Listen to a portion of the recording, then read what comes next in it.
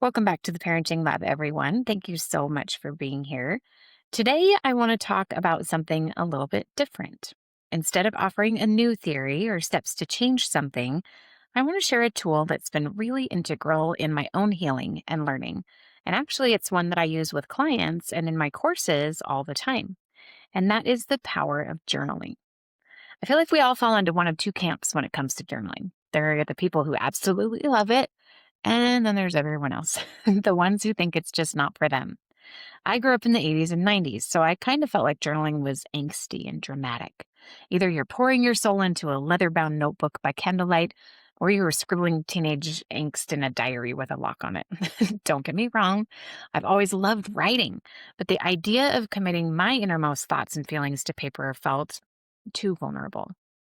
I never wanted to leave a record like that. It took me a long, long time to understand and really lean into the power of writing to heal.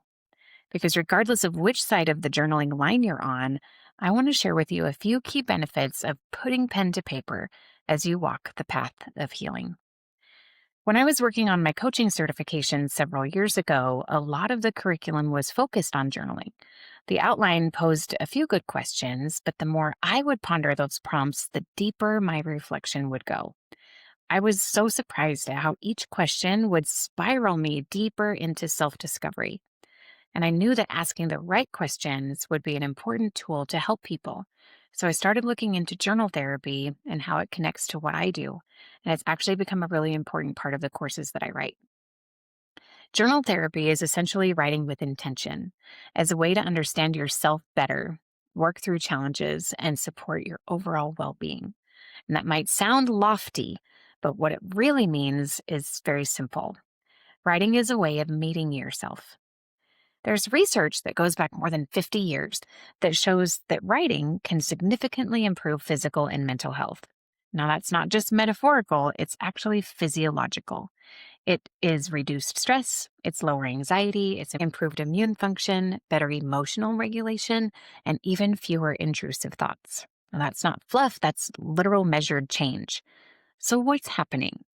When you write about something painful or complex, you're actually reorganizing it emotionally and cognitively, right? So, in our hearts and in our brains, you're taking something that lives as a sensation, like a memory or tension, and giving it structure.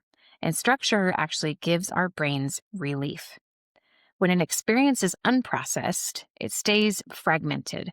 It lingers in the threat center of our brain, and that's the amygdala. And writing activates the prefrontal cortex, which is this front part, the part that's responsible for reflection and meaning making and regulation.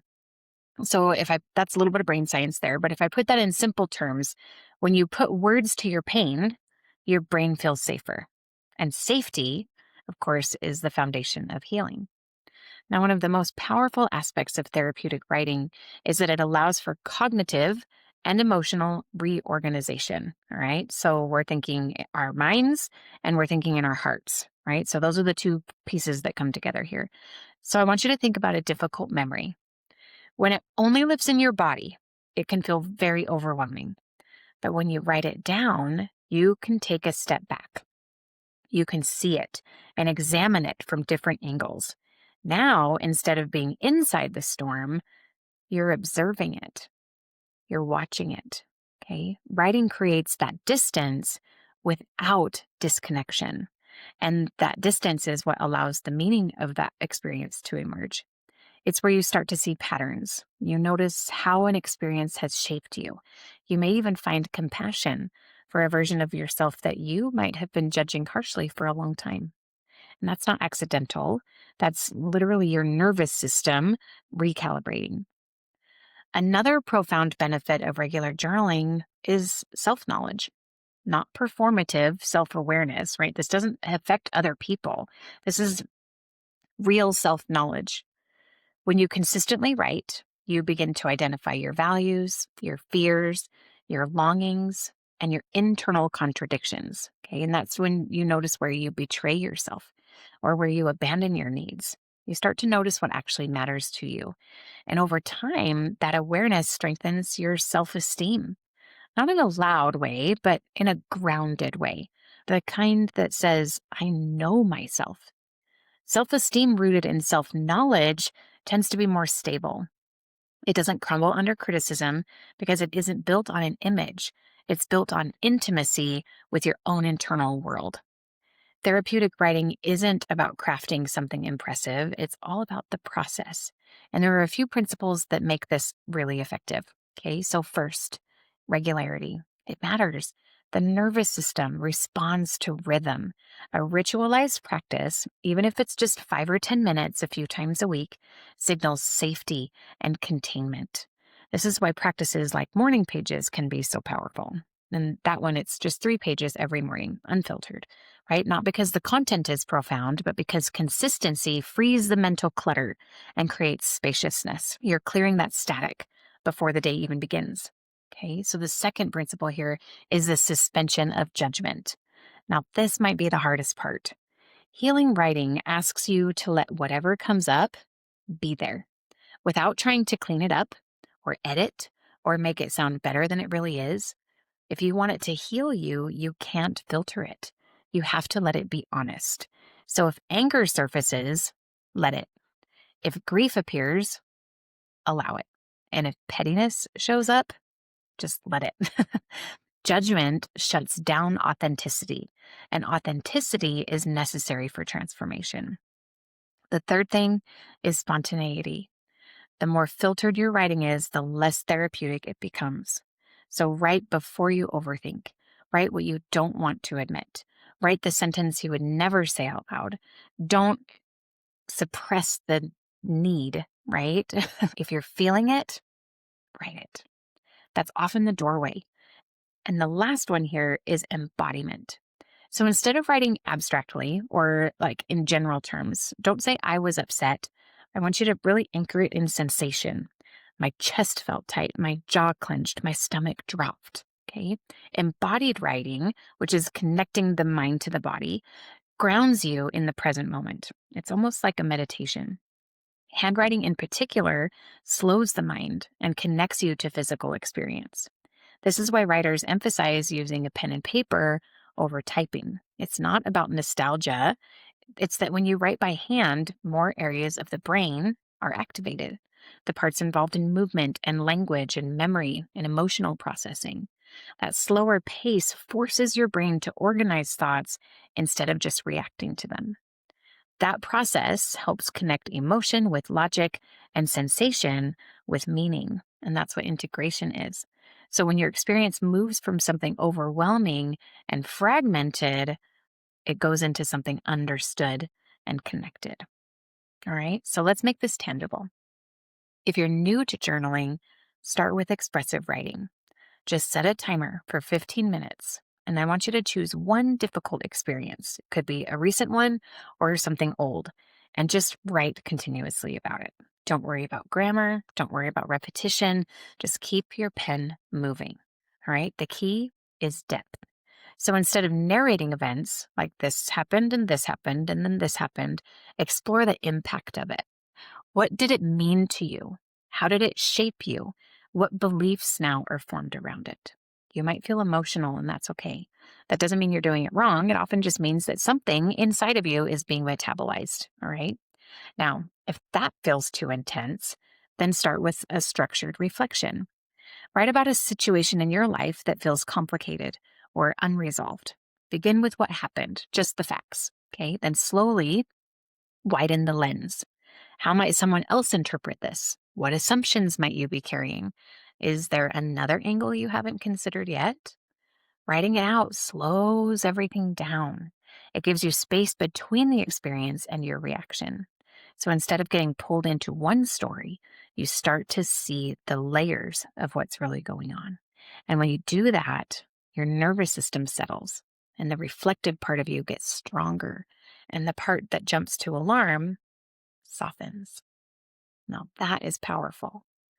But if that seems hard still, and you want to try something even lighter, try a gratitude journal. But be really specific. Don't just say, I'm so grateful for my family, or I'm so grateful for my kids, or whatever. Write why. Okay? Write the sensory details, the way your baby's skin felt, the way your teenager's hair smelled when you hugged her, those small moments, the tiny things you notice. When you write in detail about what feels good or what feels meaningful, your brain starts to hold on to it more, which fosters hope and optimism. Okay, so these are just a few of the ways you can do it. There isn't just one right method. There are a lot of ways that you can use writing to meet yourself. So, taking into account those exercises that I've already asked you to do, here's a few more that can help. They're different frameworks. Okay, the first is morning pages. And this is the practice I mentioned earlier of writing 3 pages in the morning. This is great for clearing out that mental clutter as you begin your day. Another approach is the writing to heal approach, which focuses on writing about difficult experiences to reduce emotional burden. And if you're someone who likes more of a nap, there's something called the Prog-off intensive method. I know all of this sounds like really technical, but I promise it's super easy. This method gives you a bit more of a framework to follow.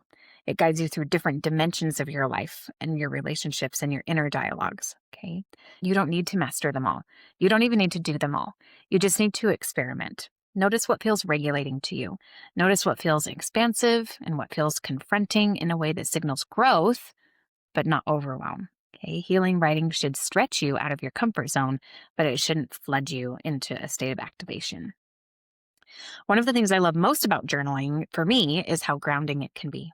When you slow down enough to form each letter, your breathing changes, your attention narrows, and your body settles. It mirrors a type of meditation. But for many people, staring at a blank wall, like in a meditative state to try to quiet the mind, feels impossible because our minds are a storm of thoughts and ideas and experiences and feelings. Writing, though, gives the mind and all that internal noise somewhere to go. It's active presence. You're not emptying your thoughts, you're engaging them consciously. Okay. Journaling views writing as a process, not a product. You're not writing a book, you're just meeting yourself on the page. It doesn't have to be pretty, and it definitely doesn't have to be perfect. It just has to be true. One of my most powerful experiences with writing was a couple of years ago.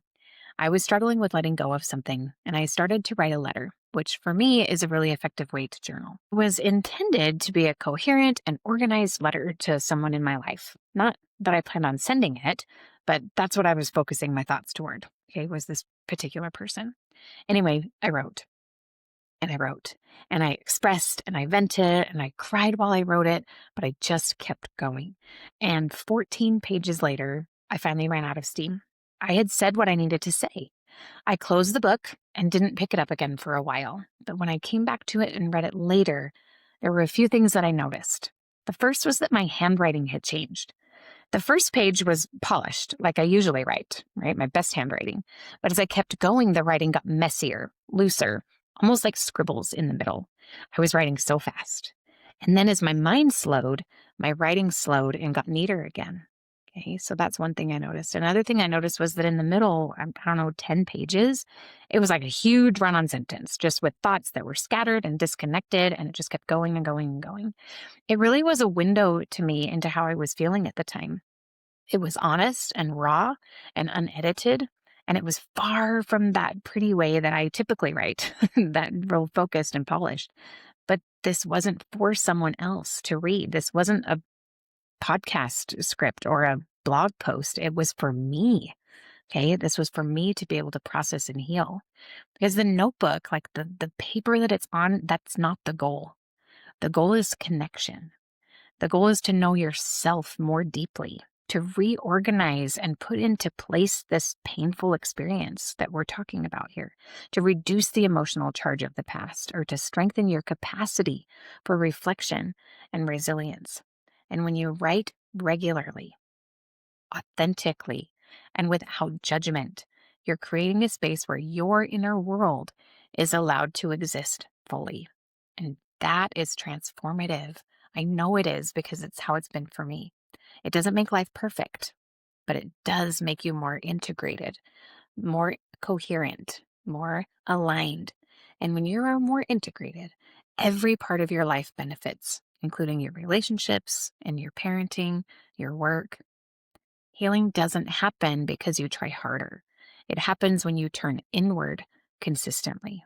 And writing is one of the simplest and most accessible ways to do that. Now, I know that there are some of you that aren't convinced, and that's okay. Not everything I say has to land. As much as I believe in journaling as a practice of healing, I admit I'm not always consistent in it, and I've had to make some adjustments to make it doable for me. I feel like one of my personal barriers is that I didn't ever want anyone to read what I wrote. I love my inner world, but I don't want anyone else in it. You know what I mean? So for me, it's important to write and then release. So I don't keep anything that I write. I personally don't feel the need to. That letter that I wrote went in the garbage.